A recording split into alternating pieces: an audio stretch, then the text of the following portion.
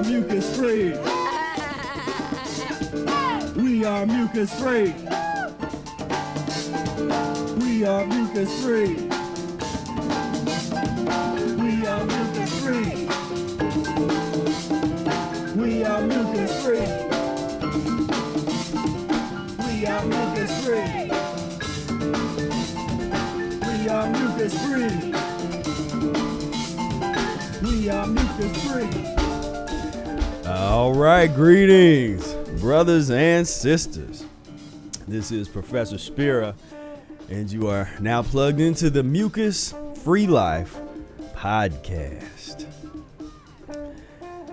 Yeah, this is the 4th episode, and I've been enjoying these. I really enjoy coming out and talking about some of the issues of the day, not doing as many of the old lecture style things that I will still do and do from time to time, but it's nice to talk about topical things and stuff that's on people's minds, and as I often have an opinion on these type of things. And recently in the news I saw some things about the so-called Impossible Burger and Beyond Meat and all of these kind of things, so I thought that I would give a talk or discuss that issue, because the secret word for today is nuance.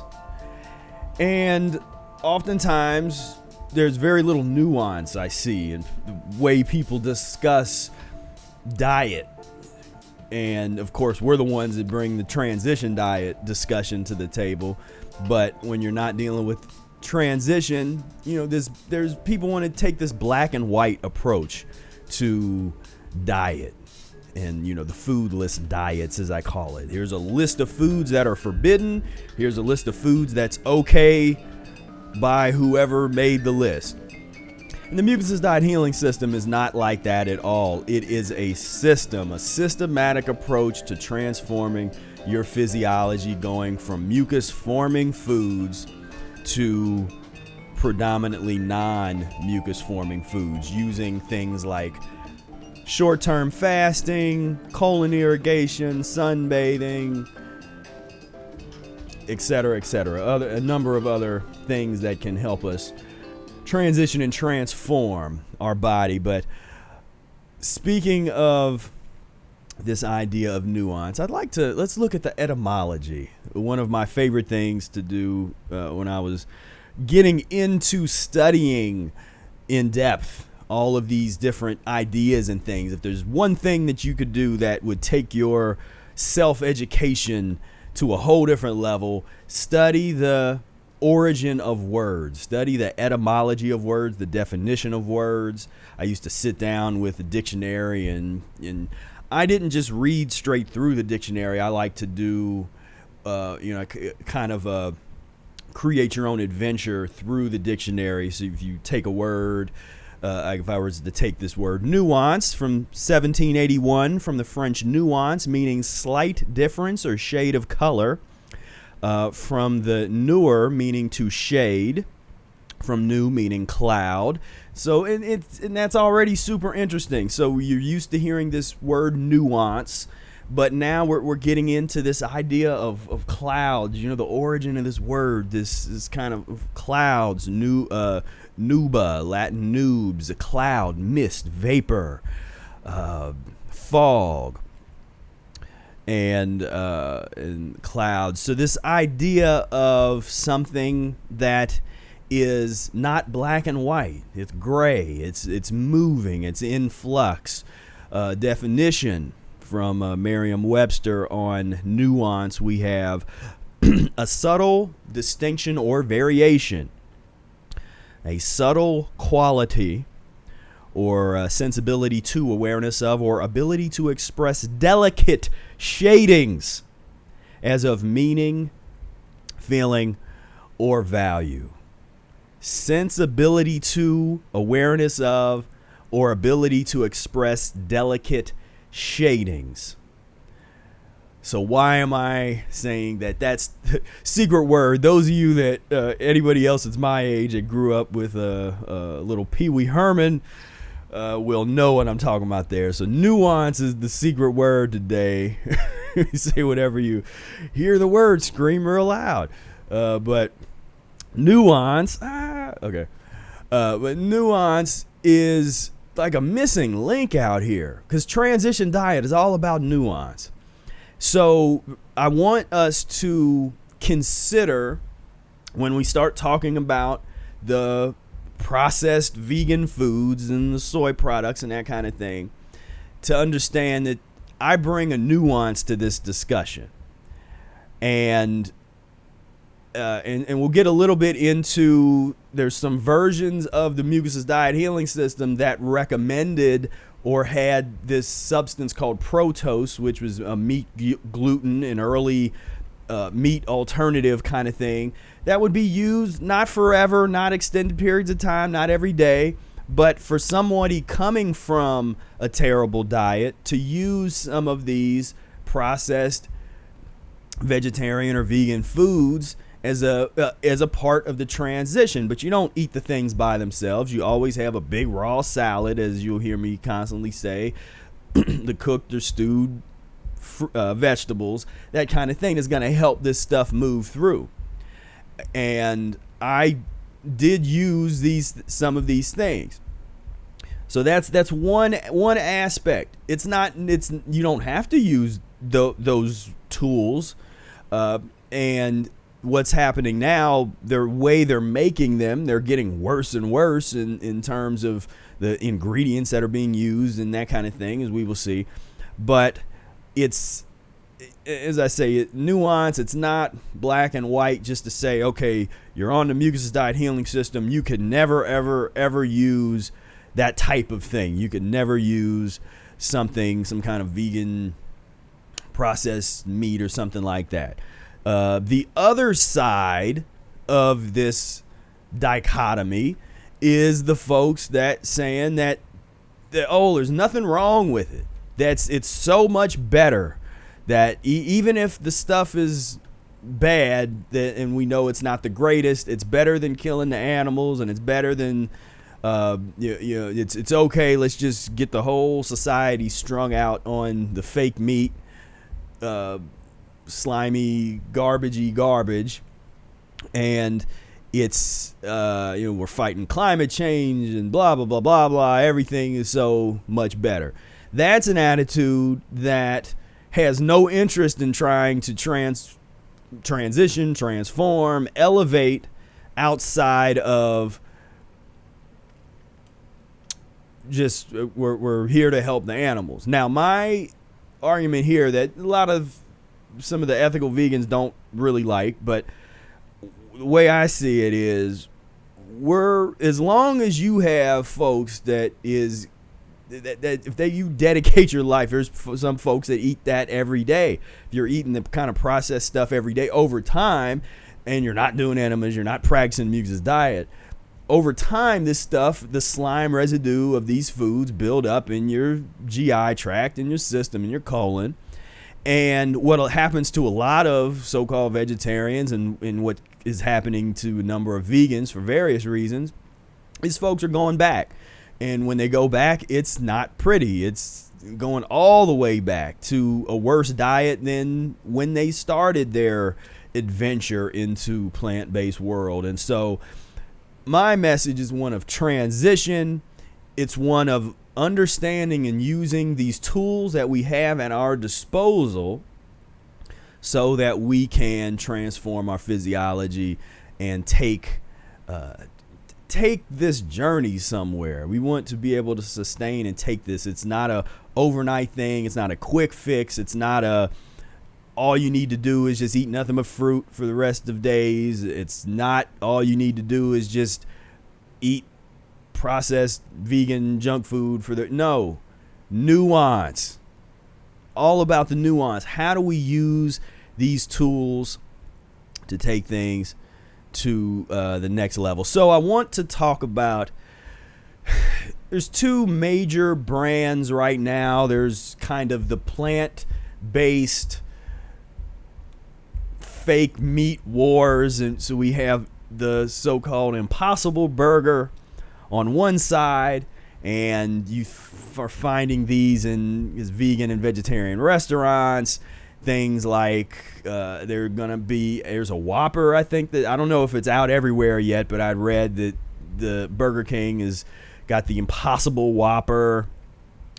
I'm not sure if the Impossible is what's at White Castle, which is a burger joint chain in some parts of the country.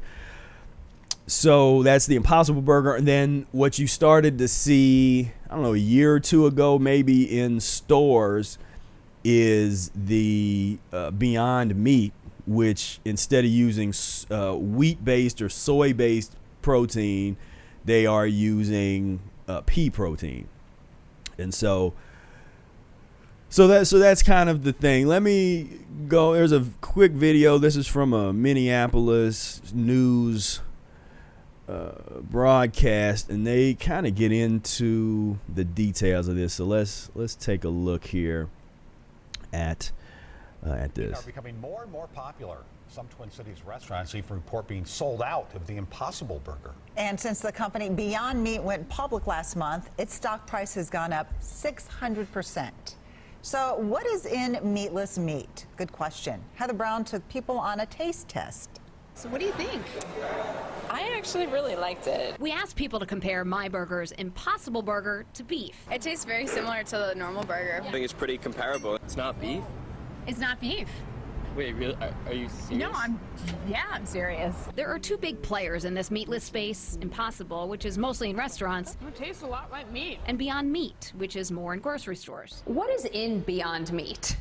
Well, there's a lot of things. Tyler Lorenzen is president of Minneapolis-based Purus. Beyond Meat's plant-based meat that's powered by pea protein. Purus makes pea protein powder. We ultimately extract that protein out. It's a key ingredient in Beyond Meat. Also in there, other plant proteins, canola oil, beet juice. And the beet juice is to mimic the redness that you find in animal meat. How is the Impossible Burger different? Yeah, so the Impossible Burger doesn't have pea protein in it. Instead, Impossible uses soy protein and a molecule called heme. Heme is what makes meat taste like meat. So similar practices, but different starting material. The meatless companies talk a lot about what their products could mean for the environment. The climate change, natural resource use. And there is debate. Highly polarizing and highly argued. On what's nutritionally healthier. Here's registered dietitian Sue Moores. I would say probably they're really quite close. Calories, fat, and saturated fat are similar. The meatless has more sodium, the meat has more cholesterol. But much more of a driver in terms of impact on health, particularly heart health, is more about saturated fat. And so if somebody is a big beef eater and they would put some of this in to sort of balance that scale, then that's a good thing. Does it need to take the place of all red meat? No, because there's great things in beef. I kind of look at his burger, and that one looks good too. Heather Brown. But the taste of this was good enough, and I would order it again. WCCO 4 News. Heather also talked with the Minnesota Beef Council today, and they said to remember that their product has one ingredient versus the meatless, which can have up to 20 ingredients.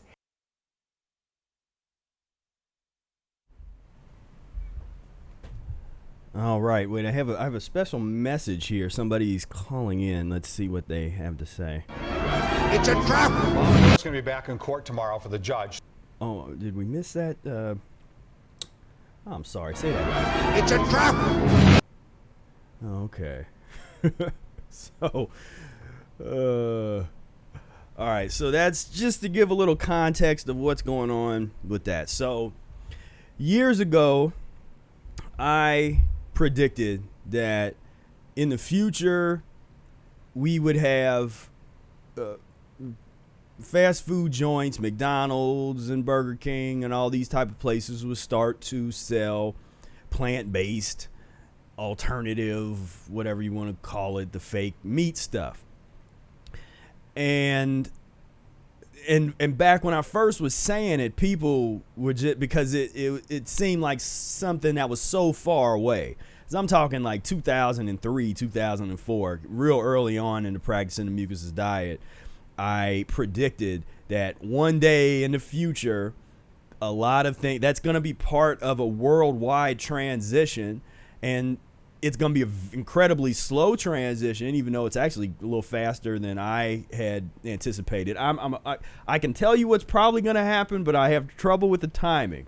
My prediction of timing, I never claimed to have a good prediction of timing, but I've rarely been wrong. If I say something's going to happen, it usually happens. So it's actually happening sooner than I anticipated, but I knew that sometime in the future we're going to start to see it, and maybe it's right on track in terms of the timing, because it's not at all burger joints yet. We're seeing the introduction to places like when you got Burger King and McDoodoo's and Taco Hell and these guys, and I guess it's White Castle and all whatever, and big restaurants that are starting to make. I mean, you didn't have none of that. There was no, if you went someplace and you wanted like a plant-based thing, maybe a restaurant would have kind of some nasty vegetable patty that was often held together with egg stuff, and it was rough if you were trying to go out and do that. And that's why the folks that continued in the lifestyle of staying and going to restaurants and stuff tended to not really have a chance going down the Mucusless diet path, because it was way too easy to you walk into the restaurant with the best intentions, and then it's way too easy to just, there's a little cheese in there, a little cross-contamination here, and I'll be all right. And then, you never are getting anywhere. So, again, part of my personal transition was cutting out restaurants. And so I went probably almost 14, 15 years of not eating at a restaurant once, and I finally had checked out a vegan. There was went with a friend to a vegan restaurant, and there's a couple around here, and so I kind of went to check out the salad and stuff. But I went years and years where I just refused to go into any kind of restaurant setting. I mean, I just was not. That whole dynamic of being served by someone coming up, like there's something that's just very. Once I got into the Mucusless diet, it just did not feel good. It was weird. It's a weird thing to me. But back then, there with no options, you couldn't say, "Oh, get me such and such." Now you can go into a lot of restaurants and they'll have some kind of soy patty or like the Impossible Burger or whatever, and you'll make it up. Now, of course, I still wouldn't trust it, because how do you know, unless it's like an all vegan type of space, how do you know they're not doing cross-contamination and so on and so forth? But so just for me personally, a part of why I was successful in the early days on my transition was one of the hardcore decisions I made in terms of transition. And so look at this. Here's how the difference kind of nuance and mentality. So on one hand, there are some people that are holding on to going to restaurants, but they're like, no, but I'm going to keep going to restaurants. But then they're going to maybe the vegan and the vegetarian places or that kind of thing.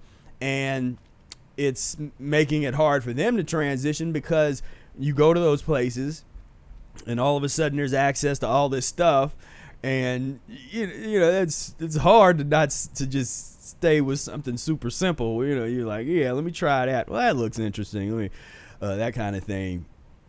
So in my case, I said, okay, there are some of those kind of items that I'm going to use, but I have to make it. So I'm not going to be going to a restaurant and having them prepare it. I'm going to make the stuff. But let's take a look at an old version of the Mucusless Diet Healing System, and kind of get deeper into is this something that could be used if you're going by the book, so-called book, the Mucusless Diet Healing System. To what extent can this type of fake meat kind of stuff be used? Should it be used? How would you use it? That kind of thing. So now we're getting into something that is a bit I don't know if you want to say controversial. It's just something that there hasn't been a lot of discussion on it, because there's not a whole lot of people that have digged deeply into the different editions of the Mucusless diet. There's really only one other person that I know of right now that does this similar kind of work in research and analysis. So what we're going to put on the monitor here. This is the 1924 6th edition, which this one right here. That's what it looks like. 1924 6th edition. So what you notice with these early editions, the oldest I have a 2nd edition. That's the oldest version of the Mucusless diet in existence that I know of. I've never seen a 1st edition, and I can tell you that the 2nd edition is quite different from the 4th edition, and then the 4th edition is different from the 6th edition. And these editions were updated probably by Fred Hirsch. And so it's an interesting conversation for us to have within the mucus-free community as to so-called, what is the book? When you say, well, I go buy the book, well, which edition are you talking about? Because the majority of people that have been exposed to the Mucusless Diet Healing System were exposed to one of the editions that Fred Hirsch had took some liberties with, or I mean, say some liberties, but he makes a note where he changes some things, at least in one part. And this is the part. So we're in the vegetarian lessons section. This is so here, this is the cooked vegetable recipes. So there's an item in these early versions called Protos, which is a wheat gluten early meat substitute, old school kind of stuff. This stuff called Nutoline. And so right here we got this mock ham loaf, 1 pound Nutoline, 1/4 a pound Protos, 4 teaspoons sativa or Veggie. So one of the reasons why in later editions this was totally changed, like this section was updated over the years because they used brand names of things that went out of existence over the years. So Veggie, I don't think that I don't think that was around. Maybe it is. I don't know. But Nutoline and some of these things, it's like, yeah, they might still make versions of it, but it's hard to find that kind of thing. And there was a few other things like that. But you'll notice that Protos is used quite a bit, and in the annotated version I make note of this, and so I say that Protos is used. There's Protos cutlets, 1 pound of savory loaf, 1 cup bran flakes. I mean, it's some stuff in here that would be eliminated later, and so this is a more advanced analysis that we could get into one day, which we do get into a little bit in the Mucusless Diet Healing System e-course. We got to see Protos hash, Protos stew, so Protos or other nut food. So there's various ways to look at this. You could either look at this as Fred Hirsch doing something horrible and he added these things that never should have been added, a menu, or look at it as I tend to do. You have Professor Arnold Ehret's work, and then you have the editor taking a few editorial liberties and over the years updating and changing a menu or a recipe book. This is considered, the recipe book section. So personally, so that's just some background context.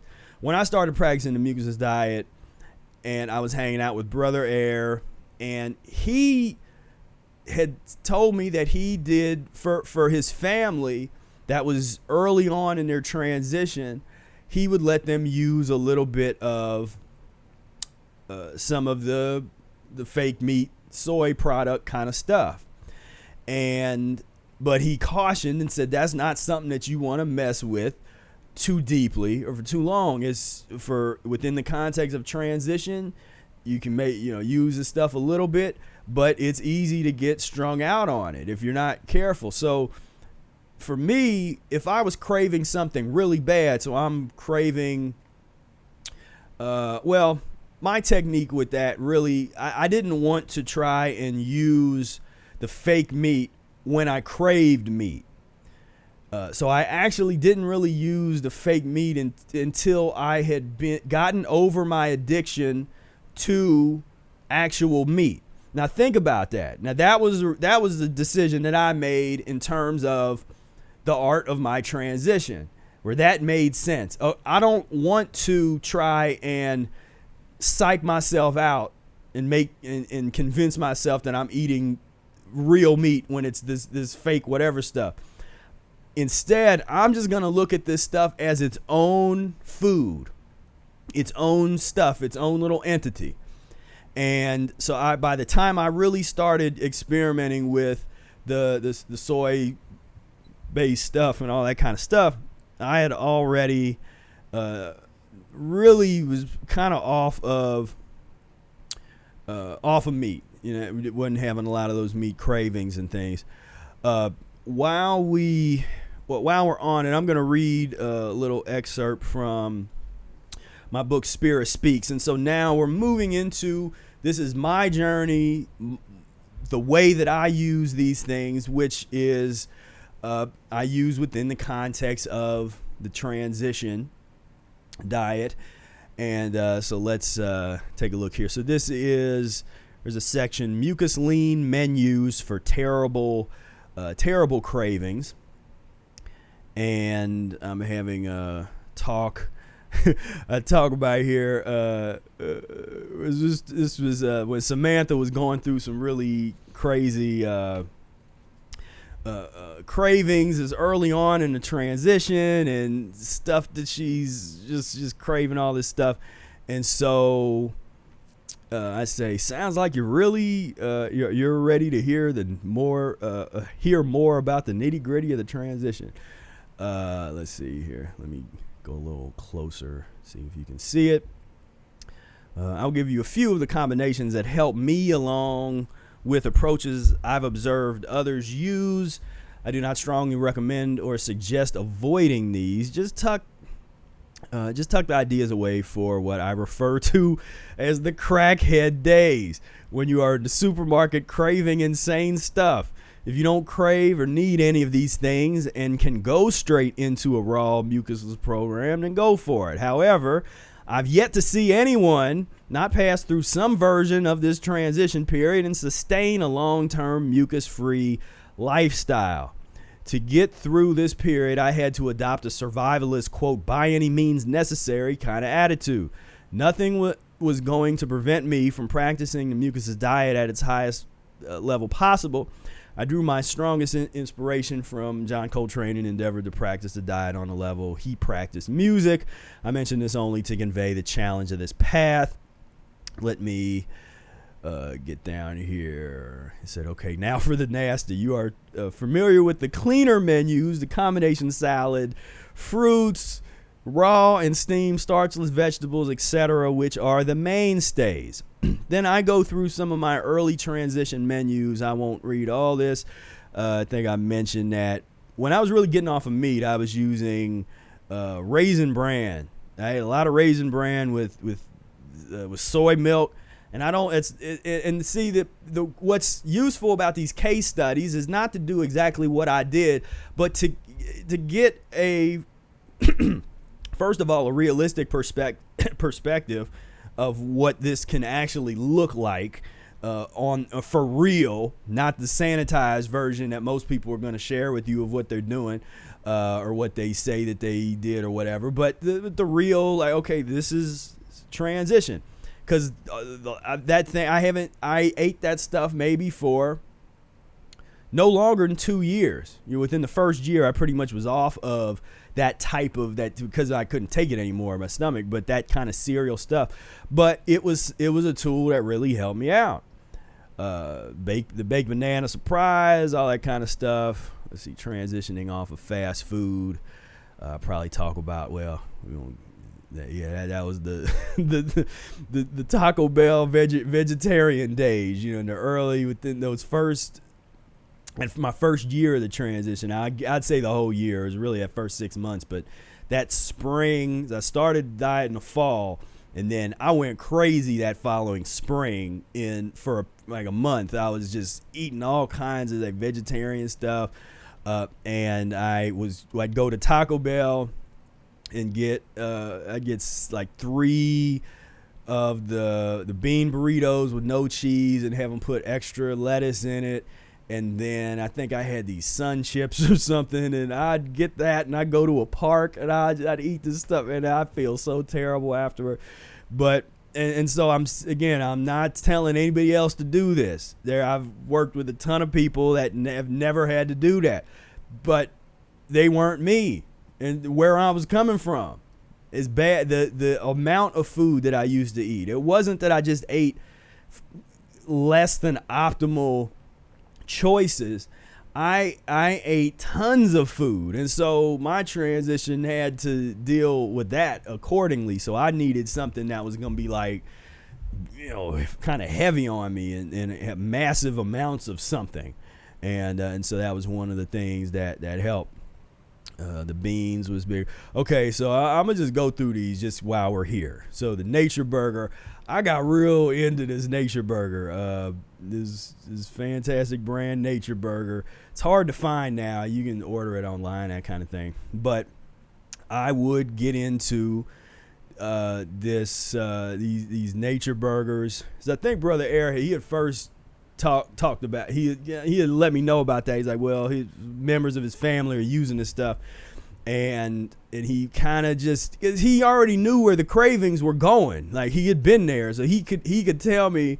It was like he would give me the information right before I would have a major craving in that direction, or as I'm going through something, and he would say, well, it's a hell of a combination if you're really craving something terrible. That Nature Burger and some of that mayonnaise or whatever, that kind of thing. And so I got into some serious Nature Burger stuff, and the connection to the to a transition diet, mucusless diet type of thing, is one of the recipes. Eric talks about, if you are going to use rice, if you cook the rice, or if you soak the rice and let the slime kind of exit out of it and drain it, and then put it into a patty and fry it, you cook out a lot of the stickiest and most dangerous properties of the rice.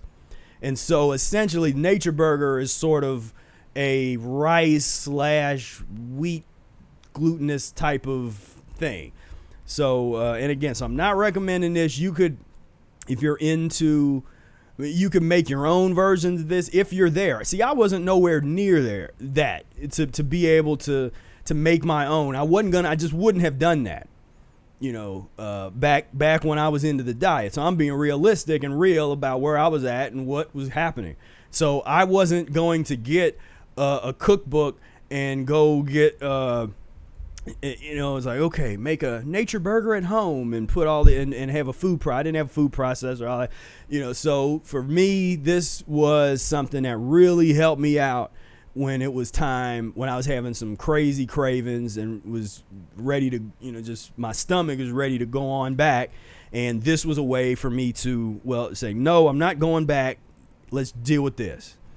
Then I got this section, messing with soy products. So that's what I wanted to get to, and said, I also messed with some of the soy products in this mode. The Go Lean soy burger meat was made into patties or put into tomato sauces. Soy lunch meats were put on top of salads or even cooked with a saute. In fact, soy ham, turkey, and pepperoni saute and put on to toast with soy butter and mayo kicked my butt for a while. It was bringing back memories, man. The cooked Dagwood lunch meat sandwich with all the meats, several kinds of cheese. Well, I used to get that at Penn Station. It's Dagwood. It was like all the meats, extra cheese, extra mayo. That was my thing. So I was like craving that. And so I kind of made these little things at home that was kind of, that was just sort of, that was kind of reminiscent of some of those things. Let's see, such soy items could also find their way on the top of a vegetarian pizza. So I went through a vegetarian pizza, vegan pizza phase. Getting off of meat with, and then I talk about the 100% wheat spaghetti, which I won't get into here. So I share all that just to give you some realistic context and some nuance, and to understand that, yes, I used these things early on in my transition because I needed to, but they didn't hang around for a long time. It wasn't something that I ate every day over and over again. It wasn't something that I thought in my head that, okay, this is a part of my lifestyle for a long time, I'm gonna be eating that. No. A lot of these things within the first year to 2 years, I was done with it. And if I did come back to it, it would be really short periods of time, maybe once or twice a year. So again, think about the logic of that type of transition. So I'm going from where I could go and sit down and eat 2 footlongs with chili and cheese, a cheeseburger, a root beer float, and a bag of popcorn at the neighborhood root beer stand in Sharonville, Ohio, where I do that every week, at least once a week. So I'm going from where I eat like that, or I could eat an entire pizza by myself, large double pepperoni, extra cheese, ham, and bacon pizza by myself, one of them. So I'm coming from that, and I spend 1 or 2 years where I'm eating this nature burger kind of stuff, and again, huge salads, big cooked mucus-free stuff. I got my cooked mucus-free fruits, which is, of course, helping me, my baked banana surprise. So I do that for a couple years. Then maybe year 4, I do nature burger maybe for 1 month. Maybe year 5 or year 6, I only do nature burger for a week. And every time we get further and further away, I'm only using those things once. Very rarely, until you get to a point where I've been off of wheat products, I don't know, is it how many years, 5 years or something, where I just totally got off of it, stopped using the 100% wheat toast and all that kind of stuff. So understand the trajectory of that style of transition, where there's a logic to that, to permanently get off of something to where there's no craving left for it. I always liked one of the techniques that Brother Air used, which was to eat, if you were craving something, just to eat something until you just didn't crave it at all anymore. It's like you ate something, you didn't feel guilty about it, you just dealt with it within the context of the details of the transition. You dealt with it and kept on going. And if you're doing the enemas, lemon juice and distilled water enemas, which I regularly did every day, was doing them, that helped just move this stuff along. So the slimy stuff I was eating wasn't hanging around for a long time to sit in there. And then my body started taking me. I never forced myself to fast. I didn't force myself to do 6-month-long juice fast. That's not a part of the Mucusless diet. I don't say anything in regards to Mucusless diet for when I started doing those at a particular point in my transition. My body led me to that based on having did 24-hour fast by the book, doing the 2-day, 3-day, 4-day fast, and then which in the early days for me would sometimes trigger cold and flu-like symptoms. As my body, once I started going down the path, my body wanted to throw off all this stuff, wanted to get rid of it. And so I see some people, some folks are so sensitive, and they get just a little sniffle, and they're so concerned. They're so like, I thought this was supposed to be. I'm like, man, get ready. I used to go through boxes of tissues. I talk about all that in Spira Speaks, which we was just looking at. But the point is that there's different plateau points. This is a dynamic journey. This isn't a straight line, as I talk about in one of my articles, this cyclical idea where there's ups and downs, but through the ups and downs, you always want to be cycling upward. There's ups and downs this whole time. There's gonna be some ups and downs, but you want to just continue to cycle upward.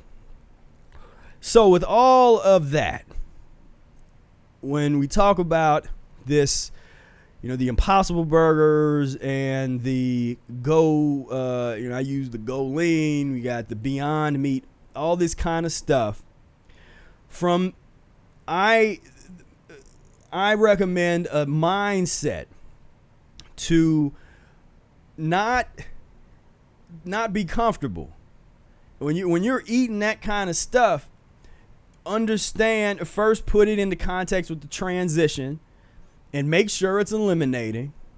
Because I could tell the difference between certain, like one brand of soy burger versus another, totally eliminated different. And so I would get the one that eliminated the best. And the way that I could tell if it was eliminating good or not, if I had a bowel movement and it smelled like death, then I'm like, okay, this is probably not a good transitional tool for me. But if I, eat another brand and it doesn't smell as bad and it's not leaving behind, I don't have to sit there and wipe forever. It's kind of coming off halfway clean. And I didn't have indigestion and this kind of stuff, heartburn in my throat. And then that means that was eliminating well for the time. Something that eliminates well today doesn't necessarily mean it's going to eliminate well tomorrow or next week or next month. So this is the kind of intensive work that we're doing with permanently transitioning away from these kinds of foods. And so the nuance here is to say that we don't necessarily, that these things can be used sometimes. Now you want to do your research and find, I don't know, this Impossible one is kind of nasty, and there is some articles on the GMO ingredients of it and all that kind of stuff. So I won't even get into all that. I'm not going to get into the farming stuff and all that kind of stuff. That's other people talk about that stuff all day. I'm interested in what we have available as tools.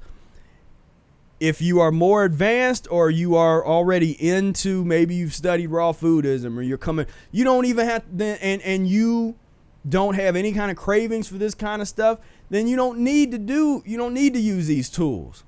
There are a lot of tools. I want you to start looking at these food choices, menus, and food combinations as tools. And not every tool in the toolbox is needed all the time, and for each person and for every job. One job might need, I need this. I need this type of screwdriver. Another job might, I need this hammer.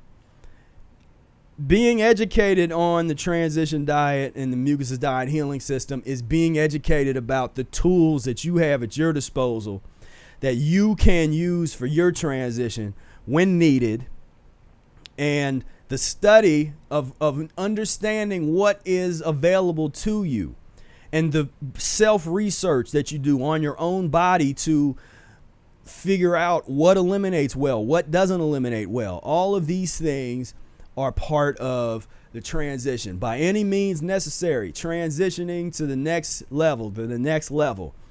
And again, you're going through periods where you're 100% mucus free. You go through periods where you might be juice fasting, and you are doing all of these various things, eating nothing but fruit for a week or whatever. You might go through those kinds of things, but understand that when it hits the fan and you hit the glass ceiling and you can't go no further, and remember what good old Professor Spira had to say about transition, and come on back and get into this methodology. You do have to do a little work. You have to do your own research.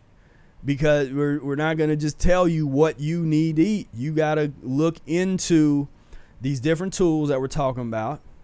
Now, of course, what's nice is we got all this stuff in the books. We got, Spira Speaks and the Annotated Mucusless Diet, Rational Fasting. I've tried to make the material easily available. There's a link below. If you want to get all 7 of the books at one time, the Mucus-free Life Ultimate Book Bundle, you can do that. I'm still signing autographs in the top paperback version. There's a version where you can get all the paperback editions. It's called the Ultimate Everything. All the paperback editions, all of the PDF versions. What I like about the PDF versions as well is it allows you to.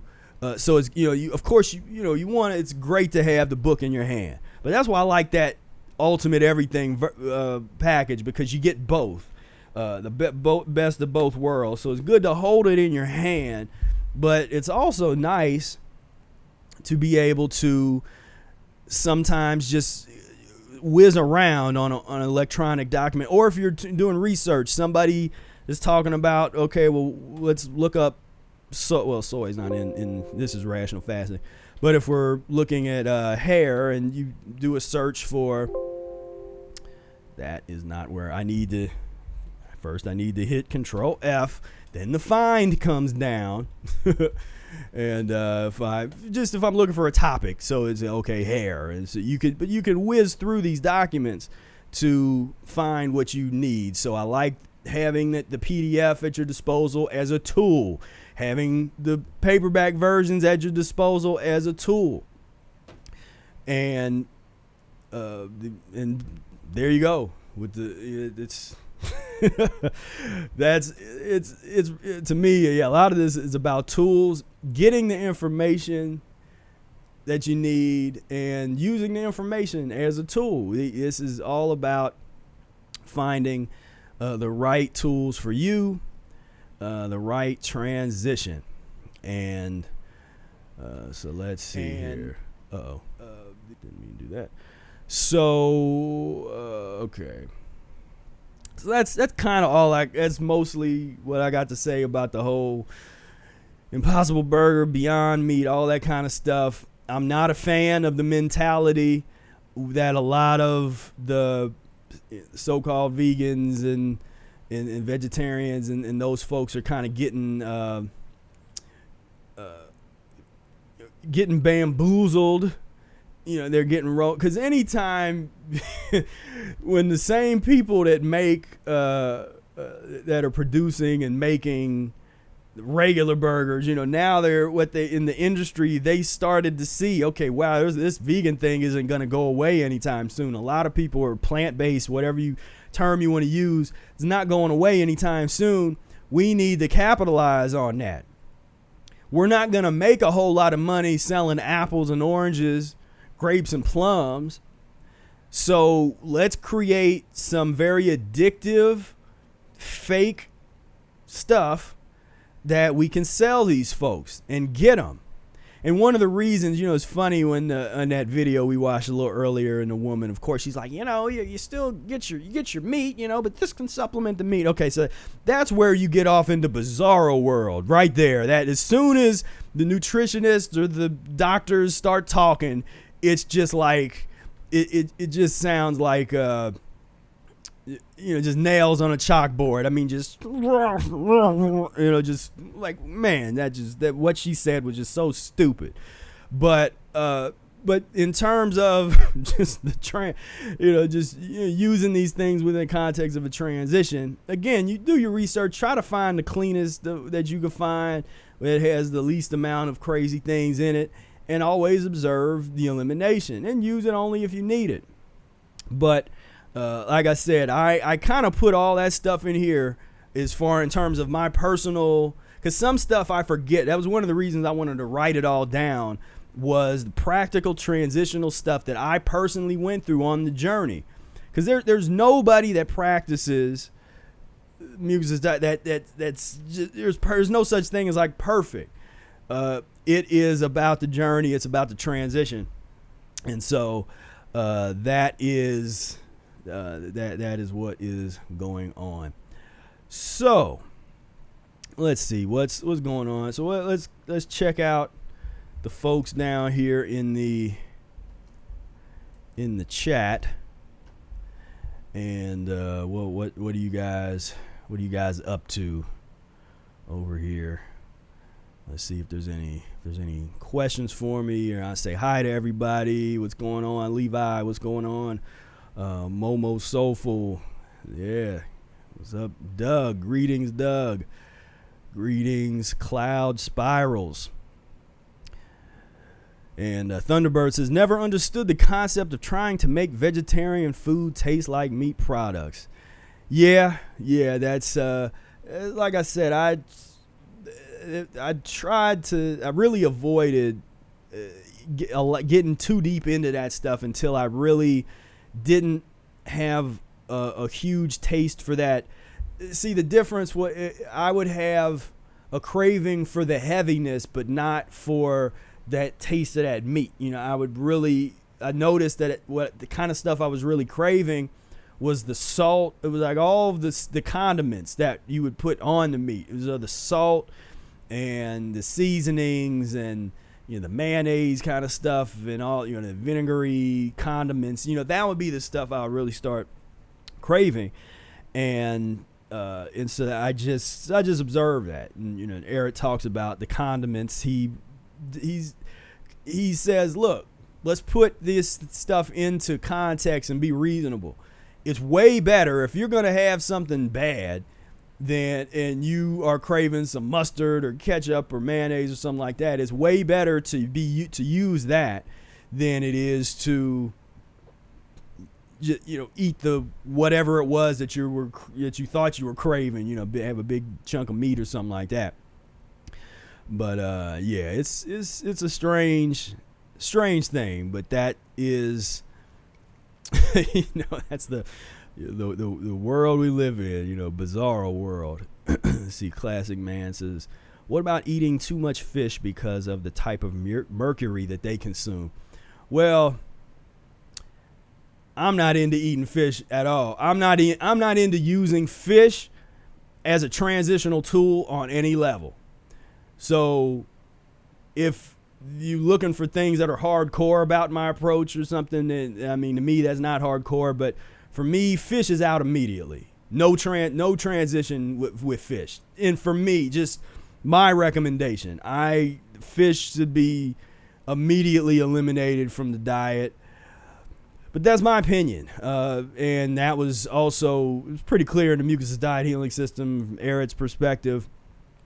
Those kind of things you would be wanting to get off of that stuff pretty quick. So when you start getting into the mercury poisoning and all this kind of poisoning of the fish, we're not even trying to use that stuff anyway. So as we talk about in some of the videos, what is the filthiest kind of meat that you can consume?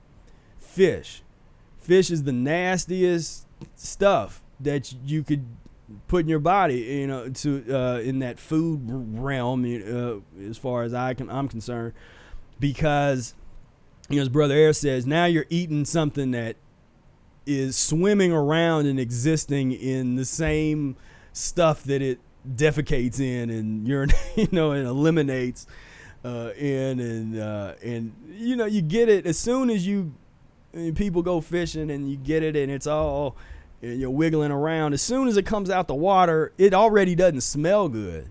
It smells like what? Fish. That's usually a pejorative kind of idea of something smelling bad. If it smells like fish, it doesn't smell very good. And so, so fish is something I'm not a fan of at all. I don't recommend using it at all for transitional purposes. We got a lot of other tools that we can use to get away from that. That fish is just pure pus, just pure pus, and so we don't need that. Obacon Jones, what's going on, my brother? How you doing? Let's see. The carnivore diet is really done out of spite because no human ever ate primarily meat. That had to be done by an ex-vegan/fruitarian. Oh yeah, these diets that we got, these paleo stuff, and I look at it like start off with the Atkins diet in the 90s, and then paleo was kind of a reworking of that type of thing, and then now we got the ketogenic concept that is all the rage in athletic circles and that kind of thing. And so it's all madness, it's all just playing in the sandbox, a meat-induced sandbox filled with sand and meat. Let's see, Thunderbird going down here. Oneness Tribe says, why after 30 years of lemon enemas is Bro Air still doing them? Surely after all this time, juice fasting, etc., there's no need. Is it just out of habit now, you reckon? So I mean, that's his practice, that's his research, his pioneering way forward. He is trying to do things in terms of, and has a vision of cleaning the body to a level that's beyond what the average person, that I would even recommend the average person even try to think about.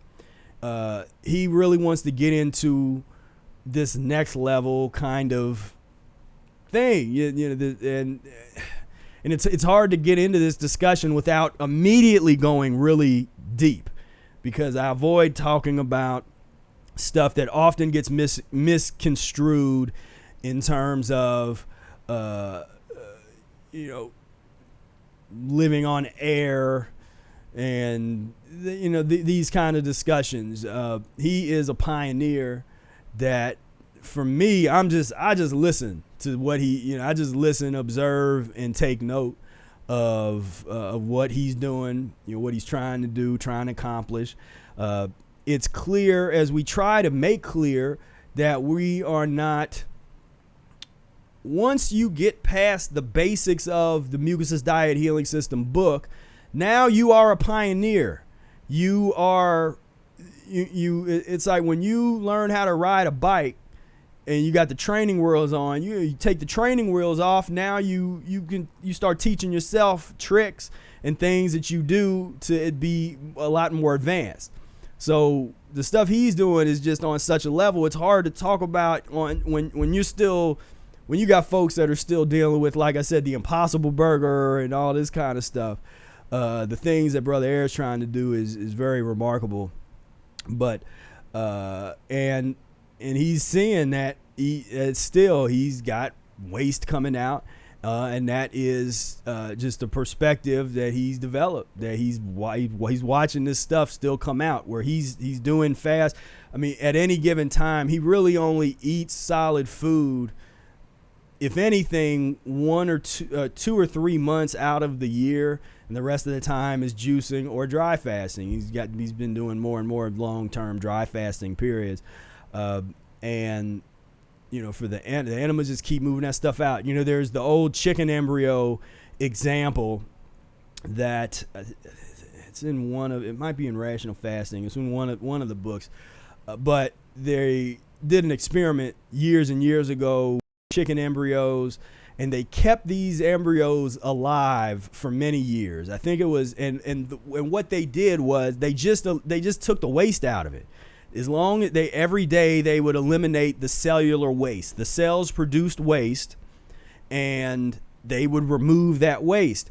And it was something almost 22, 23 or something years, they kept these embryos alive, and one day they didn't get that waste out of there, and the embryos died. And so I look at it kind of like that in terms of eliminating, and whether you eat or not, your cells are eliminating. And until we get ourselves to the point where the breath cleans everything, then hey, you do what you got to do. And I think too, folks they have trouble wrapping their mind around how bad of a condition we're in as human beings, so-called human beings, or should I say beings formerly known as human, put that on a t-shirt. And as quote Professor Spira, beings formerly known as human, because we're not on that level.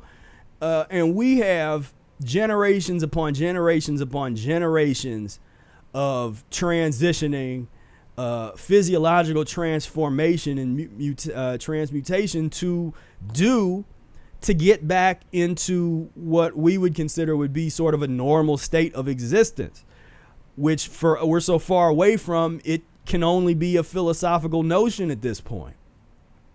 So, yeah. So, but hey, if you don't want to do them, if you don't want to do the animal, no one's forcing you to do them. It is, as we say, the research. We're often doing research on ourselves to see what's going on. Let's see. Obacon Jones said, okay. Brother Air said, do they have the Impossible salad? Yeah. Well, of course they'll make cut up the burger and put it on top of the salad, and that'll be the Impossible salad. Then One the Scribe says, you mind addressing the question of the enema? And he's, there's some videos, if you look back at some of our old interviews, where he talks about that. We talk about the enemas in some of those, and and I kind of just addressed it just from my perspective here. Brother Air is not one to do a lot of typing, so you have to excuse him if he doesn't type you a really long explanation back on this chat here. But let's see. Let's go down. Let me just check what's going on. Elliot Maynard. Let's see. I don't know what's going on here. See, Rick says meat is a stimulant and suppresses the body from eliminating poisons and toxemias. A person who eats meat or any type of mucus long term will have issues at some point down the road.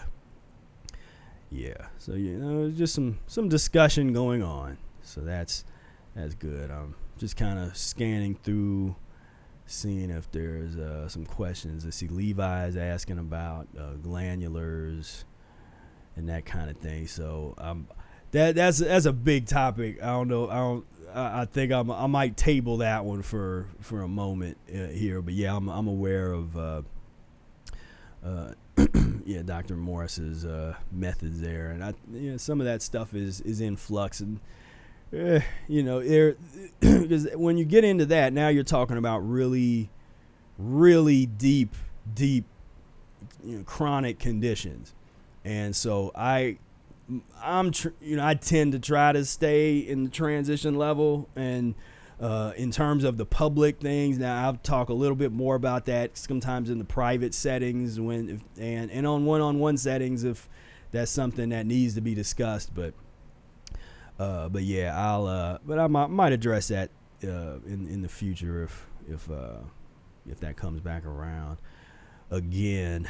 And can't remember if I might have said something about him in Spira Speaks. I can't remember though. Let's see. Joe said, I just had Beyond Meat Burger this weekend and I felt bad. LOL. It's tough because I travel a lot with my kids, so when I have to feed them, it's tough for me to eat according to my transition. And he said, I'm glad you address it though, Professor Spira. Yeah. And and I share the fact that I've used those things and would experiment with them, and sometimes I would check it out too to see, well, what can be useful if I have to recommend something to a client. I want to recommend the best version of all of those. And so I will do a little experimentation research and see what is going to eliminate the best. I mean, for me, that's often the answer to the question when you're talking about transition diet and what foods to use and avoid. The idea of what eliminates well for you.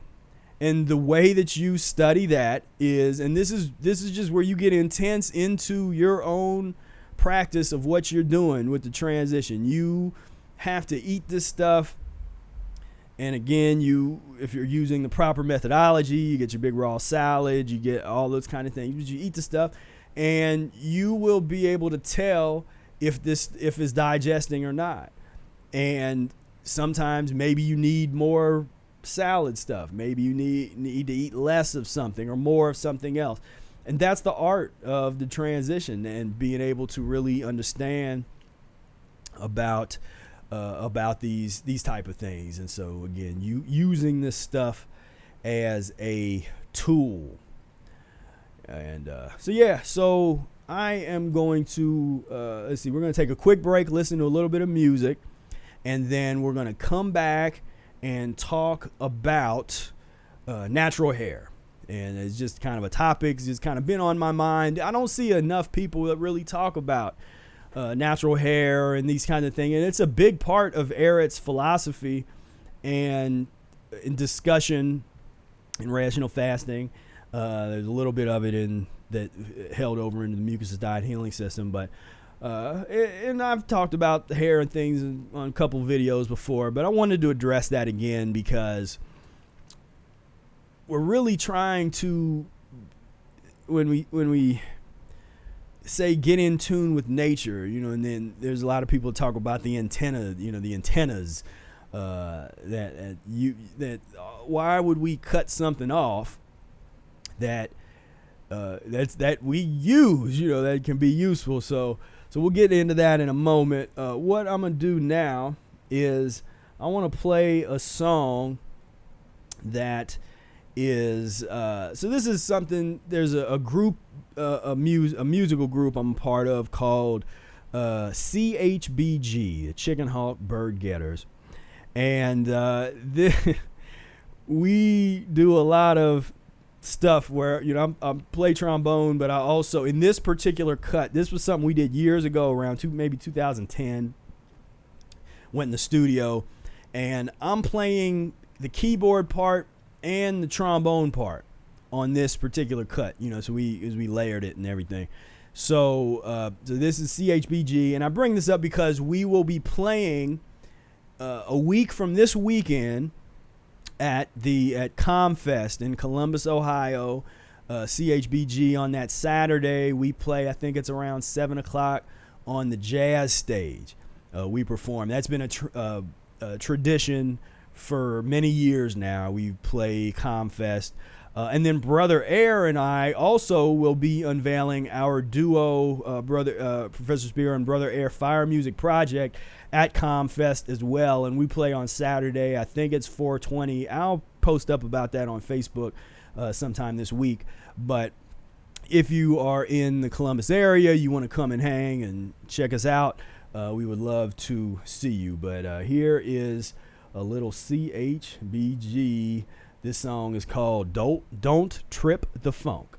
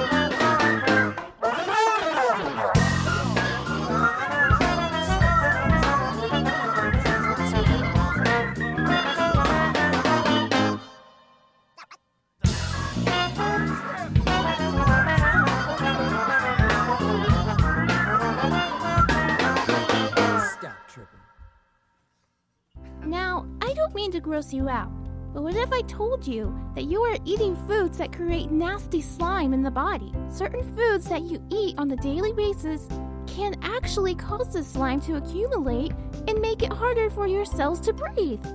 These foods are making you age faster and are tearing your body apart from the inside out.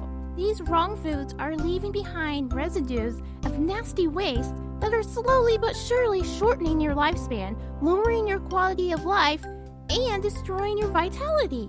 The good news is, this waste can be eliminated naturally.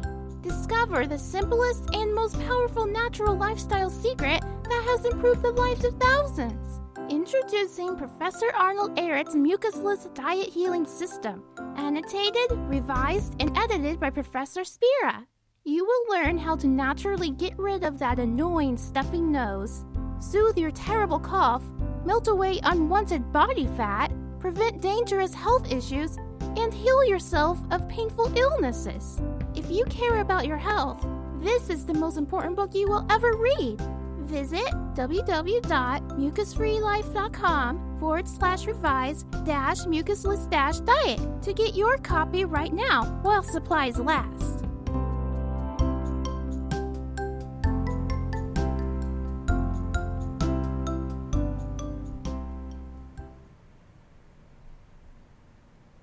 All right, brothers and sisters, hope you enjoyed music. That was CHBG. That's me on trombone and keyboard, and Jari Smith on drums, Jariah Smith on bass, and Joey Gerwin on the percussion.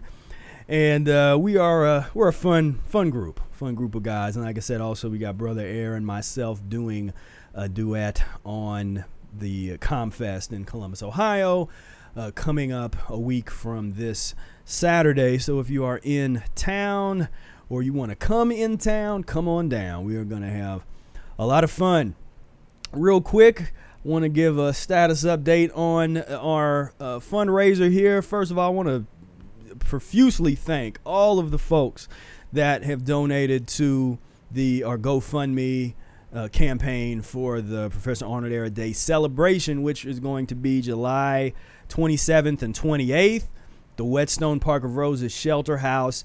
We are going to have a great time.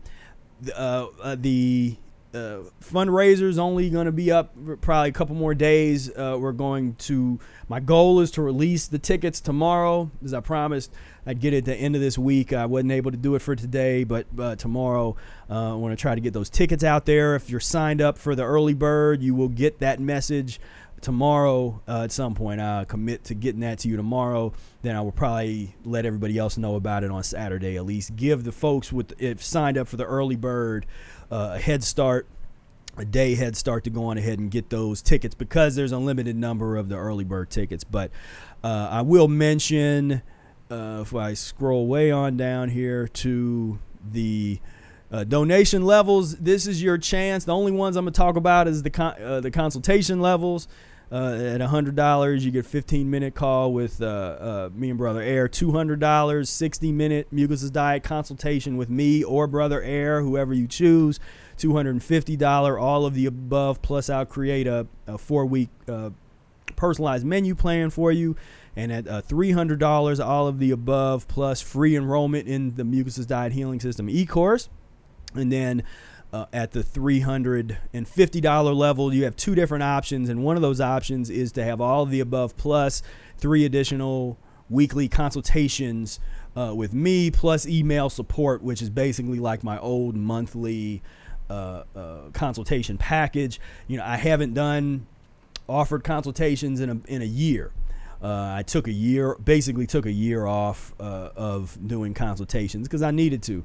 And so this is your chance, because I don't know when I'm going to open it up. I had promised I was going to go open them up sometime in the future, but I didn't say how long. So this is me opening them up. This is, if you want to work with me, get a consultation, we can go over, I can answer all your questions. We can go over your case study, study your case, go over your case, and really just, what I'm good at is transition diet, giving you some things that you probably didn't think about that you might be able to use in your particular personal situation.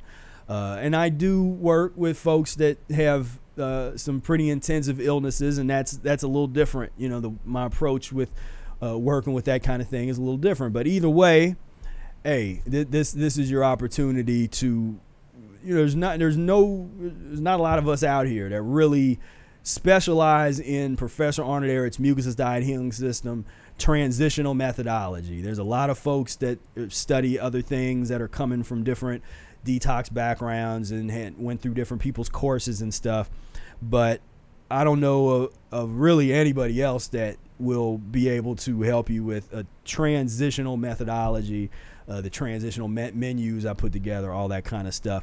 And then to get access to the e-course, if you're not already in the e-course, Mucusless Diet Healing System e-course, that has everything. I mean, that is everything for level 1 of practicing the Mucusless Diet. You go through the e-course, you're going to know more about the Mucusless Diet Healing System than almost anybody that's read the book. If all they've done is just read the book or heard what other people have said about the Mucusless Diet, you go through that e-course and get into that studying that we do, you're going to know what's going on. So anyway, that is that. But regardless, I really appreciate everybody that donated.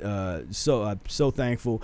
I will be getting back to those of you that donated if I didn't email you yet with our tokens of appreciation or to set up the consultation meetings. I will be doing that as soon as I can. I'm just kind of overwhelmed at the moment with all kinds of stuff happening, as you can see, going on. But I definitely appreciate it, and we will be connecting very soon. And this is going to be a wonderful event. We have some great speakers, great music going to be there, and just a fellowship, just to be able to hang out with other people that practice a Mucusless Diet Healing System or are very interested in the Mucusless Diet is going to be a lot of fun. So if you're on the Facebook or the YouTube, you can look down below, and there's links for all of these beautiful things that we're talking about. We got links down below for that. So what I want to do now is I'm going to play a little bit from the Mucusless Diet Healing System e-course. So this is just a little excerpt. This is from lesson 23 out of the Mucusless Diet Healing System book. The section on, or the lesson on sex part 1. So he's starting to, this is where he gets into talking about motherhood and different philosophical ideas about the human experience and all that is kind of stuff. And so it gets into some deep stuff. But it talks about unnatural. It asks a question, is it unnatural to cut your hair? And he kind of gives a little bit of his perspective on that. So let me play a little bit of that for you. Is it unnatural to cut one's hair or to shave one's beard? Here it says that the beard of man is a secondary sexual organ, and that the beardless and hairless and bald men of civilization make for a second-rate sex quality partner. And he considers Judges 16 verses 13 through 20 in the Bible, where Samson, meaning a man of the sun, was granted supernatural strength by God in order to combat his enemies and perform heroic feats. Yet his two fatal flaws were what? His attraction to deceptive women and losing his hair. For it was his hair that gave him his power. And a deceptive woman named Delilah wanted to discover his weakness so that she could subdue him and take advantage of him. And so after several failed attempts, she finally was able to get Samson to divulge where he got his strength from. And he finally admitted that his hair had never been cut and that it was the source of his great strength. And ultimately, she cut his hair and he lost his strength, and then she started to abuse him. For more on what Eric had to say about hair, check out what he says in Rational Fasting. There's a whole section of an article where he gets a little deeper into his philosophy about hair. And also, I get a little bit deeper into this discussion in one of my notes in the annotated Mucusless Diet. So as you notice, Eric has a lot of pictures where he's got his beard grown out, his hair's grown out. This is part of the Back to Nature Renaissance, Back to Nature movement, of which Eric was a key protagonist, an influential figure in what started in the late 1800s as Back to Nature movement, Switzerland and Germany, among middle class, often young people, developed a countercultural movement to get away from the unnatural things that were happening as a result of industrialization, wanting to connect with the earth, connect with Mother Nature. And so they started to be interested in some of the old pagan religions that were focused on venerating the earth. You start to see nudist colonies coming up, vegetarian communes. All of this kind of energy was happening, and it came over to Southern California. Ultimately, this movement would inspire what was known as the hippie movement in the 60s, but by that time, the dietary focus in some ways had been greatly compromised.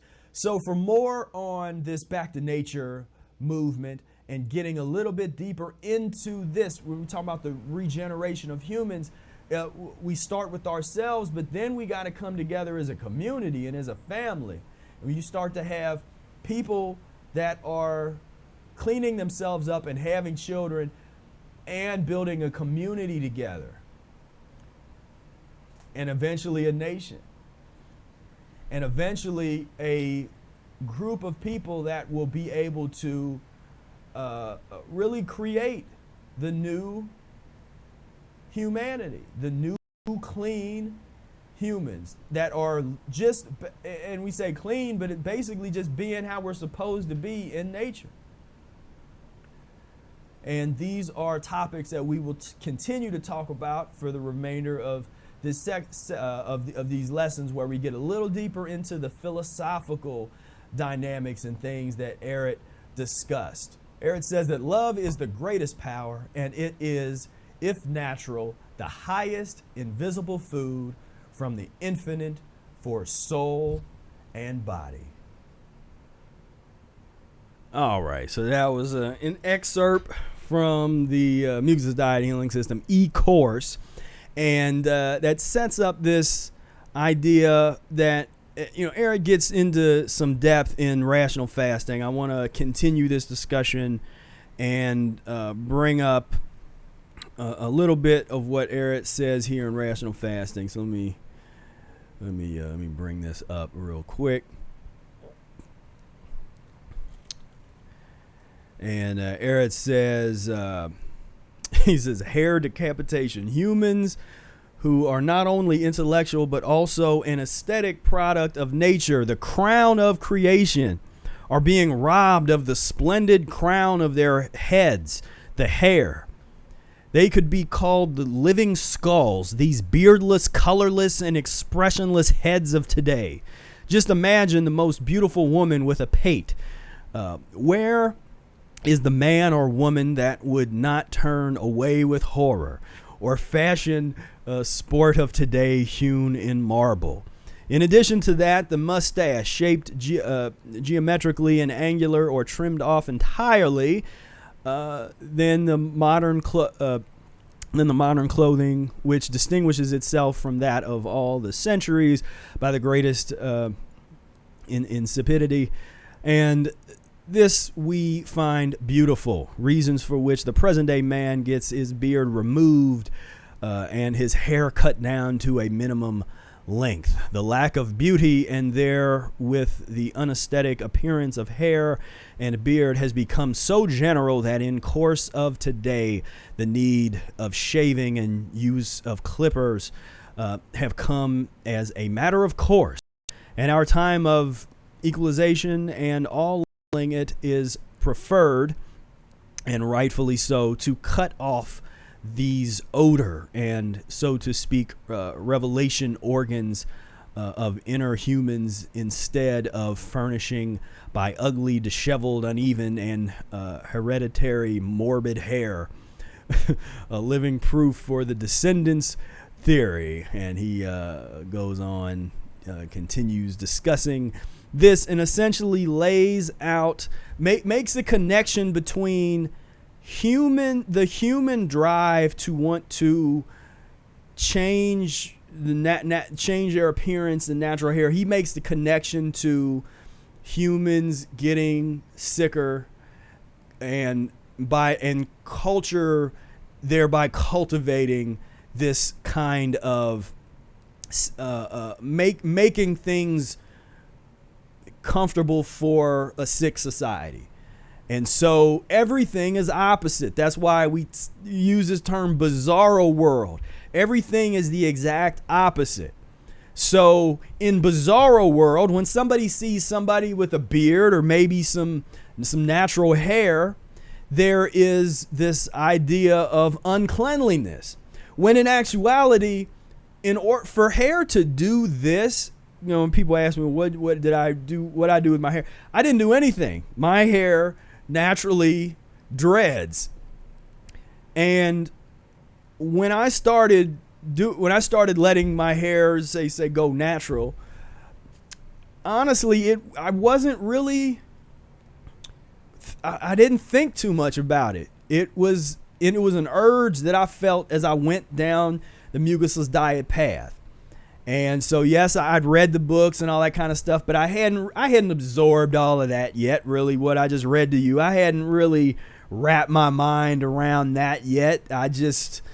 It wasn't that real. It was just kind of like, okay, well, that makes sense. At that point, I'm just trying to, like I said, get off of Taco Bell and stuff. So I'm not, I'm not into no heavy understanding yet of what's going on. But as I started to fast, especially when I started fasting, So when I started fasting, I had this urge to I didn't want to do that anymore. So when I shaved, I used to shave, and I remember thinking to myself how stupid this was, because I would shave and then within a couple hours it'd be itchy and it would start to be growing back and stuff. And I'm like, man, this is dumb. And what the Mucusless Diet Healing System did for me was I just got to a point where I was like, well, I'm not going to do this anymore. Why am I going to hurt myself just to appease the status quo and fit in to a sick society that I no longer want to be a part of anyway? I don't want to fit into this. And so that became a way of just saying, you know what, I'm gonna let this do what it's gonna do. So I'm gonna let my hair do what it's gonna do, and we're gonna see what Eric was talking about. And the more that I fasted, it just, something about that type of consciousness and fasting tends to go hand in hand. It's, at least for me, it did, where I let it just let my hair go. Now, I will say I cut my hair once. So because when I first let my hair grow out, I didn't study it, which is, as much as I study things, for some reason I didn't study it at all. I didn't study natural hair. It was totally something that I felt that was just coming from inside, that this is what I wanted to do. This was the direction that my life was going in.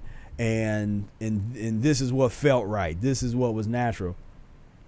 But I didn't do really anything. I didn't clean it properly. I was using the wrong stuff to clean it, and so I ended up with I had one big lock on the back. It was like one big dreadlock, pretty much, and it was something. But about 6 years ago, I went through a big part of my transition. I talk about it in Spira Speaks if you want to read a little bit about some of my experiences in this hardcore time. It was a tough time for me, in the diet, but it was also a beautiful time in terms of some of the revelations and things that I got out of this period. But as kind of almost a symbolic rebirth, that was the one time in the past 17 years that I cut my hair. So I had cut off my hair.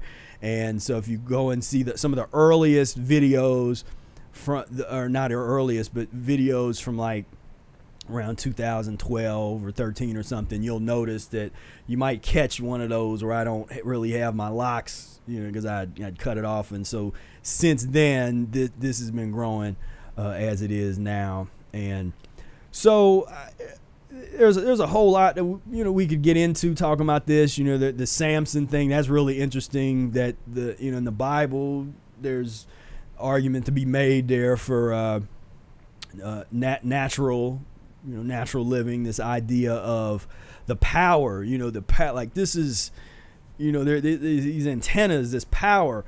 The ability for hair to do this, there has to be a certain level of cleanliness or your hair can't do that. The hair, to do that, it grows in a spiral, grows up in a spiral. And if your hair can do that, if your hair is able to do that and it grows into a spiral, then you can have natural locks. If it doesn't, then that's a different conversation. What Eric talks about, he gets into that. But with the back to nature movement and this idea of trying to create a new society, a new way of life, that when it concerns our diet and our body, we're trying to get into alignment with Mother Nature. There's a reason that we have the hair that we have. There's a reason that these things are here, but it's culture, as Eric calls civilization, so-called civilization, that starts to kind of inflict these ideas of the value systems, because those are the kinds of things that I implore you to consider and analyze. Look back at your value system and why you value the things that you do. And as you go along the Mucusless Diet Healing System, see if these values naturally change and shift. Because for me, there was a lot of things that shifted that wasn't influenced by me reading certain books or something like that, or even talking to certain people. They were internal changes that started to internally change my perception and my value system. Because at the end of the day, a lot of these things come down to value system, the way that you see the world. And when you take off the pus and mucus goggles, this world looks so different. And so I'm an advocate for, and that can be hard work. It can be, for some people, it can be painful work, because now you have to be introspective. You have to look and analyze your own. See, this is beyond just reading books. Now you are contemplating why you think the way you think. When you see somebody, your prejudices, where did that idea come from? How did that get implanted in there? When somebody says the word God, what image do you see in your head? Now we can go we can get kind of deep with this, because there has been, by way of orientation, cultural orientation, there is been a Orwellian job done on us in terms of why we think the way we think. We have been conditioned to think and to think in such a way which extends to acting in such a way that fits within this society, the good, bad, and ugly. That's been programmed in. And so part of the liberation is the liberation of your consciousness and your mind, and to work through these issues, to work through this stuff, not to ignore it. That's something that I chastise some folks in the so-called New Age movements and some of these philosophical approaches to kind of a pseudo-Buddhistic type of concepts about life, of where it's just you just let everything go, and it's just the world and the stars, and and everything is everything, and you only live once, and all these little things that you put on your car, bumper sticker things. That grates on me, because I want to see fervent and very conscientious analysis and contemplation of one's own thought process. Because I think that when we can start to kind of audit our thinking, and we can start to get into why do we get into some of these addictive loops. I've done that a lot with food, and figuring out the source of a particular addiction. Might be some kind of emotional issue, malady or something. Might not be a physical issue.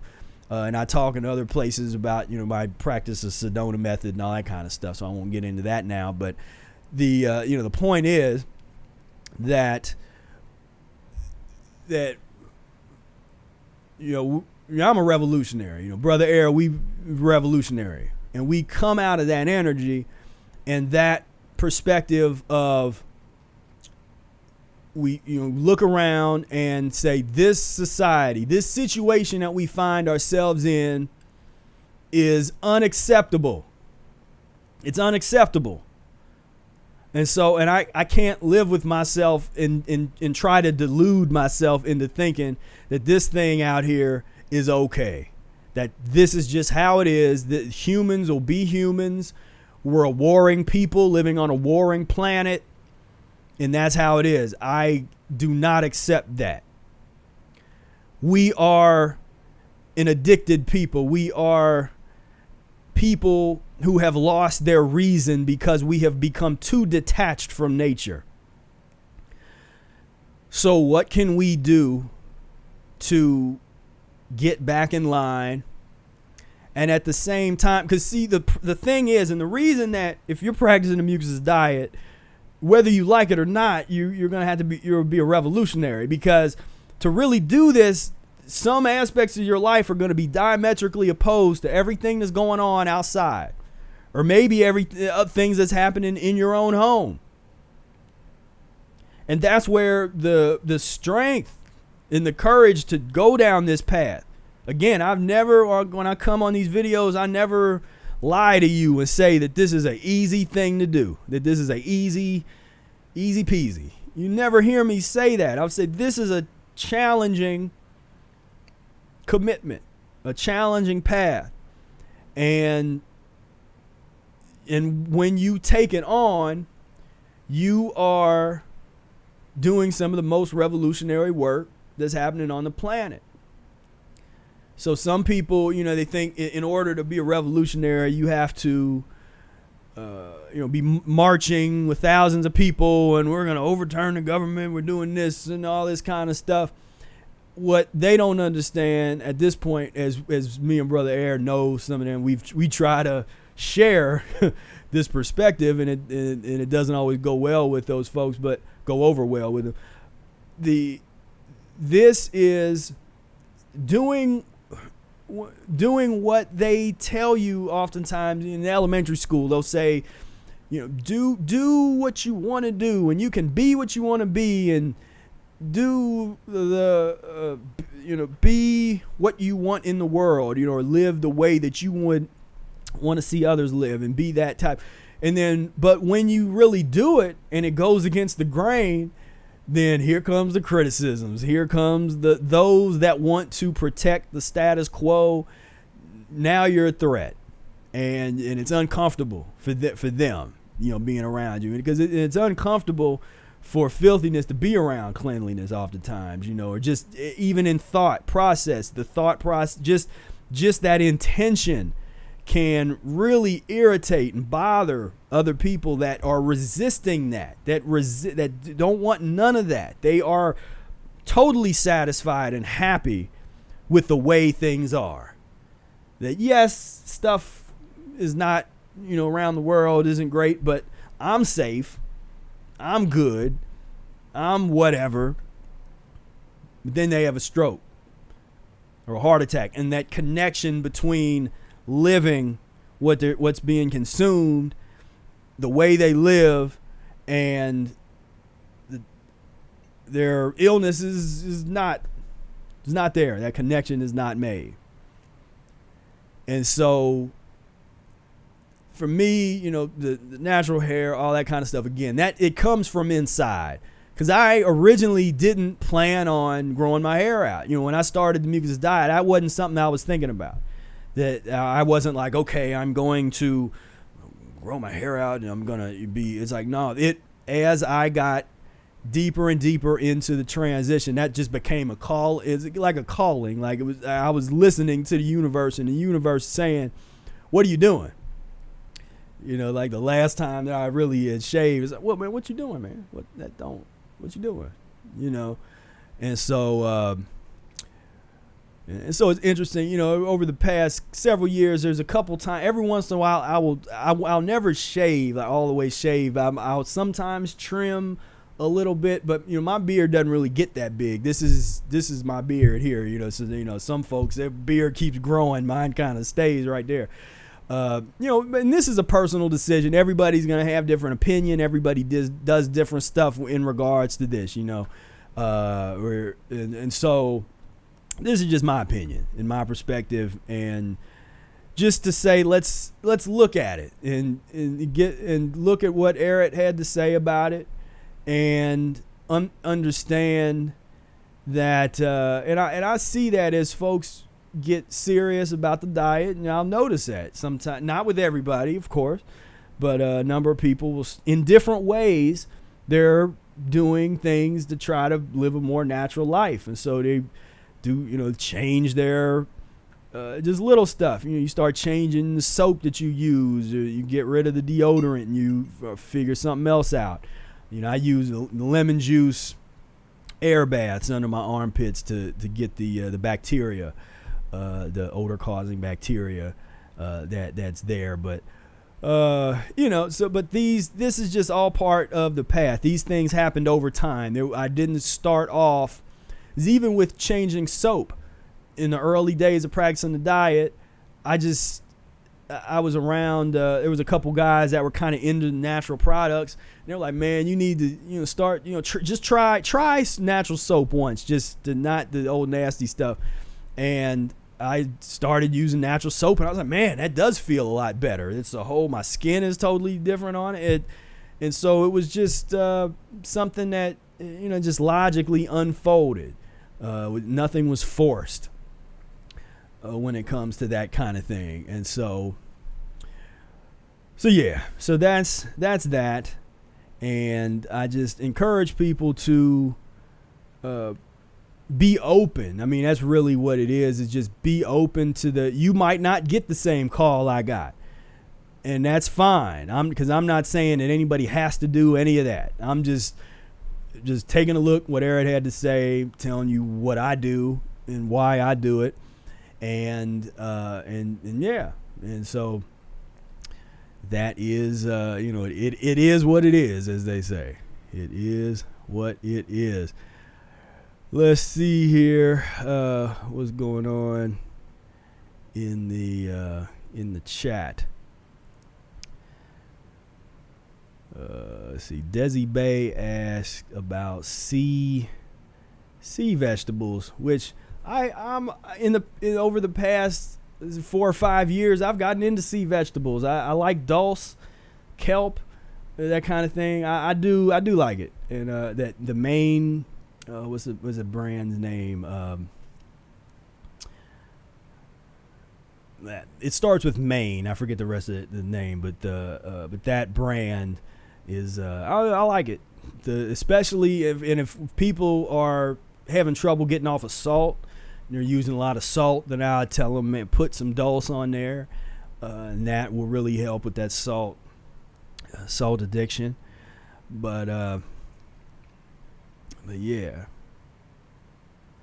See, Levi asked, how much experience do you have fasting on herbal teas, and how does it compare to juice fasting? So fasting on herbal teas, I've done it a few times. I prefer, because there's herbal teas, there's the vegetable broth that Eric recommends in Rational Fasting, Mucusless Diet, and you got your juice, you got your lemonade kind of stuff, and so there's that realm. But yeah, fasting on the herbal teas, I've done it a number of times, but I don't know. I just prefer juice fasting. I didn't necessarily see any huge difference, or I guess we're talking about tools. For me, that as a tool hasn't been something that I would go to. Hasn't been a go-to tool. So I checked it out, but it's not really for me to do a lot of that right now. You talk to me a year from now, and I might check it out again and be something that I'm really using or something. But right now, yeah, I'm not a huge fan of just specifically doing fasts on herbal tea. Now combining having herbal tea as one of the fasting drinks. So maybe you might be some herbal tea early on in the day, some juice in the afternoon, and some vegetable broth in the evening or something like that. That's a little different. That's a little different story.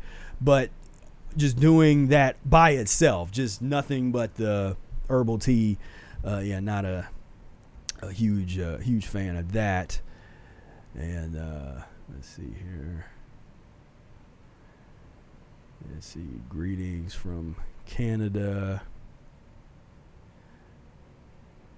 Let's see what's going on. Thomas, Mr. Bollybee, what's going on? Professor Spira, Brother Aaron, practitioners, hope you are well and getting better, if not. Indeed. Let's see. Desi Bay, Eric moved to Alhambra, California. Yes. And let's see.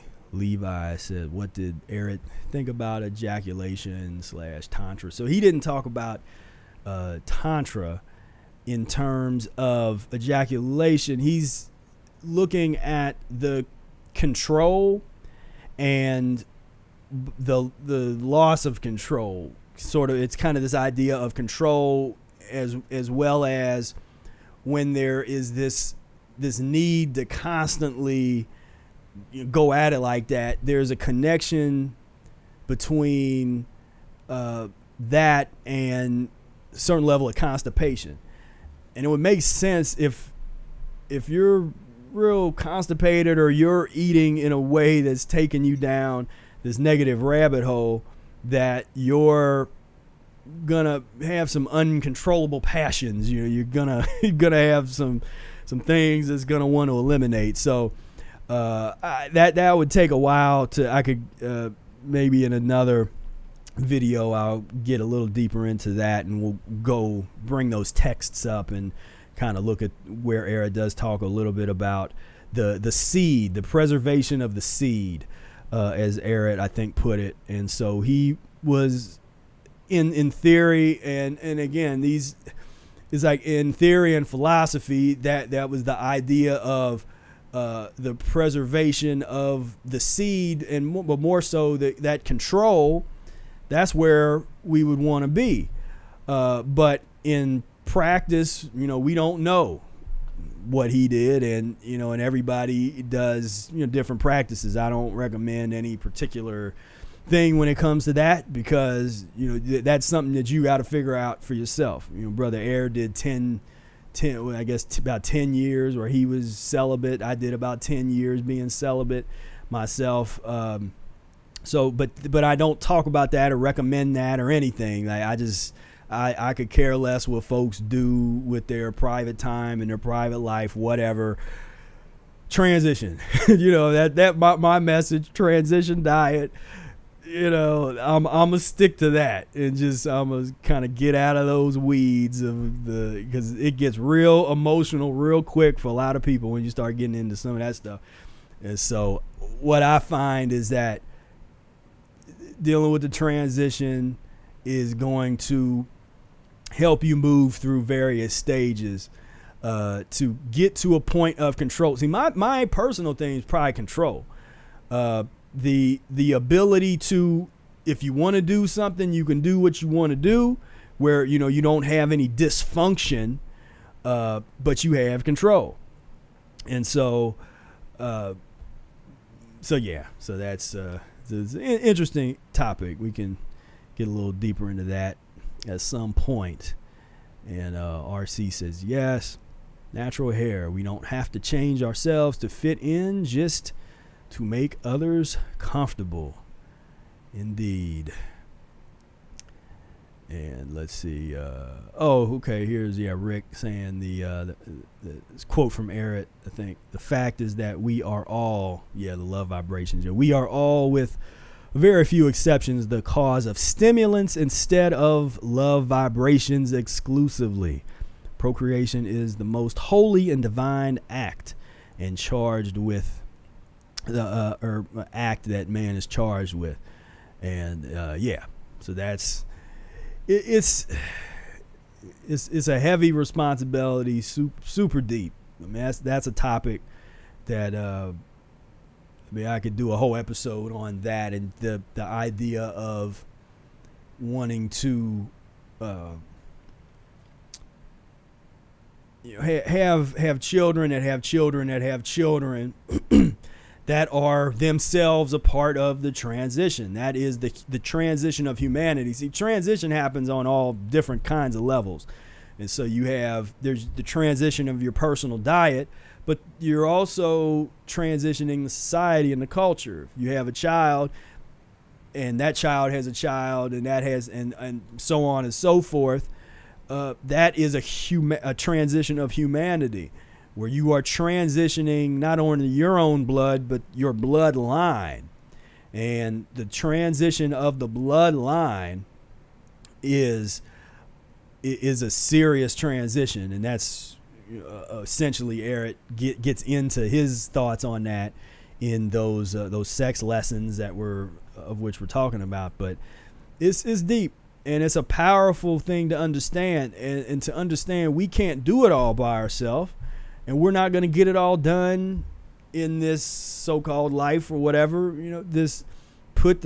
That's why I talk so much about transition, to put the transition into perspective. And if you feel it, if you feel this urge of what we're talking about to create a society, we got to do it ourselves. It ain't gonna be done for us, and we can't wait for someone else to do it. We got to start doing it. But it first starts with us changing our diet, transforming our physiology, and then our family, the parts of the family that we control, that we create from here on out. And that is a formula for the new humanity. And that's something that a lot of us are interested in trying to work on. Let's see, Rick. There's more quotes from that portion of the book. Yeah, keeping the germ, an idea of modern substance will nourish man's brain, or high protein substance is absurd. Love is the greatest power, and it is, if natural, the highest invisible food from the infinite for soul and body.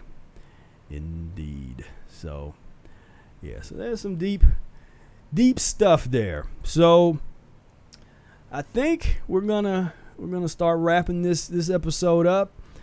And I didn't get a chance to take calls today. Well, maybe so we won't do calls today. We'll maybe do calls. I won't do it maybe every week. We'll see. I'm still experimenting. I'm getting the format down of what feels good, the length, all that kind of stuff. And let's see what we got going on. So yeah, so that is what we are. Okay, I'm checking a couple things here. So yeah. So yeah. No, I'm reading. Levi says, guess Eric didn't believe in preservation of the seed. Well, I mean, he believed in which is more, would be on a higher level than just preservation. His thing is preservation of humanity and creating beings, children and children's children, that are so much more physiologically advanced than we are, and perhaps than we can be. And when you get a momentum going with that, now you're talking about a nation of people that don't know what disease is. And so I think, as far as that goes, that trumps, that kind of, that the personal, and that would be, argument where everybody comes with different things based on spiritual beliefs and all that kind of stuff. But the creative ability to make humans, to make a nation of humans that are transitioning toward true humanhood, is probably the most advanced thing that we can do. That's my opinion at this point. But there's an understanding that shouldn't be rushed. With Brother Air, he was celibate for 10 years, and then when he started to put his family together, it was around the Mucusless Diet Healing System, and he wanted to raise a child on the Mucusless diet. So there was a plan involved. It wasn't just plan free. And so yeah. So it's a deep thing that, like I said, we get on that topic and be talking for a long time. But I think, to me, it's about if the benefit of if there's a benefit of preservation of seed concept, it is until you are at a state of cleanliness where you can be authorized by the universe to procreate, to at a point when it becomes rational and necessary to do so. But you want to be, you want to have a certain level of mastery, in my opinion, if you can. There's a lot of folks already got kids. I'm just talking in philosophically speaking. It would be good to have a level of mastery with your own transition and physiology beforehand, because I've noticed this a couple times where there will be parents that are not practitioners in the Mucusless diet, but they want to put their kids on the diet. And I often recommend and tell them, don't do that, because you need to first get yourself on the diet, because your ability to transition any other being is going to be based on your knowledge and your understanding and experience of transition and the logic that is a part of that thought process that can be applied to another human being. And like I talk about sometimes, just to give an example of transition, we all transition. All children, babies transition from liquid diet to more solid food to more complex forms of solid food, and in pus and mucus world, you transition into a certain level of pus eating and mucus eating. So the transition is everywhere. Most of the time when folks get older, at a certain age, after the body has been kind of broken down by way of eating habits and things like that, the diet changes again. There's a transition back toward a liquid diet. And so these transitions are here whether you like it or not, or want them to be or not. The question is, who can master them? Who can master these natural occurrences, this natural dynamic of transition? The transition is natural to the extent that we've gotten ourselves in this mess. We've gotten ourselves in this mess of eating things that are kind of outside of the realm of nature, and we're hurting ourselves. It's like it's fun in games until someone dies, someone gets a terminal illness or something like that. And so we're saying, let's do better. Let's get the transition going. Let's take things to a whole different level and try to just try to really transform our society, transform ourselves, and that's I think what we're trying to do. I want to share this video in case you haven't seen it. This is let me bring it up here. This is from, so a couple days ago, me and Brother Air we did a video, and Brother Air, he said this phrase and it sounded like a song to me, and so then I created this. Simplistic. That's simple, man. Right, get a little sun, breathe a little air. Right. That's as free as you can get. Get down tonight. Get a little sun, breathe a little air. Get down tonight. Get down tonight. Get a little sun. Breathe a little air. Get down tonight.